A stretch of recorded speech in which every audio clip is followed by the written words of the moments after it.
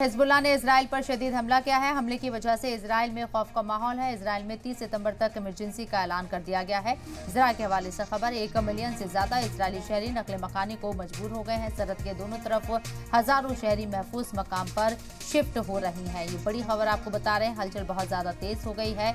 Israel में खौफ नजर आ रहा है और जिस तरीके से हिजबुल्लाह का इसराइल पर शदीद हमला हुआ है, हमले की वजह से इसराइल में खौफ का माहौल पैदा हो गया है। इसराइल में 30 सितंबर तक इमरजेंसी का ऐलान कर दिया गया है।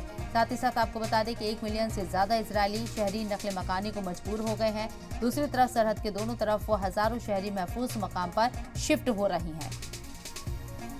तस्वीरें आपको दिखा रहे हैं। अब ये जंग लेबनान तक पहुंच गई है और सीधे तौर पर लेबनान तक जंग पहुंचने के बाद ये हलचल तेज हो गई है। लेबनान में जिस तरीके से अटैक किए गए इसराइल के जरिए, अब हिजबुल्लाह ने भी धमकी दी है कि वो इसका बदला जरूर लेगा और इसको देखते हुए इजरायलियों में अफरा तफरी का माहौल नजर आ रहा है।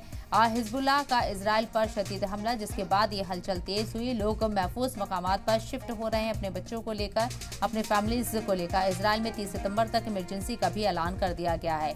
साथ ही साथ आपको बता दें 1 मिलियन से ज्यादा इसराइली शहरी नकल मकानी को मजबूर हो गए हैं। सरहद के दोनों तरफ शहरी महफूज मकाम पर शिफ्ट हो रही हैं।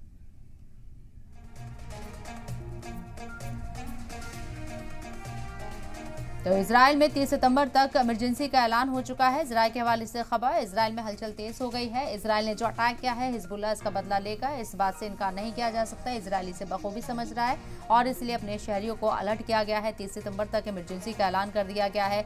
लोग महफूज मकामात पर शिफ्ट हो रहे हैं। हजारों की तादाद में बॉर्डर्स के दोनों तरफ के लोग सेफ जगहों पर पहुंचने की कोशिश कर रही हैं।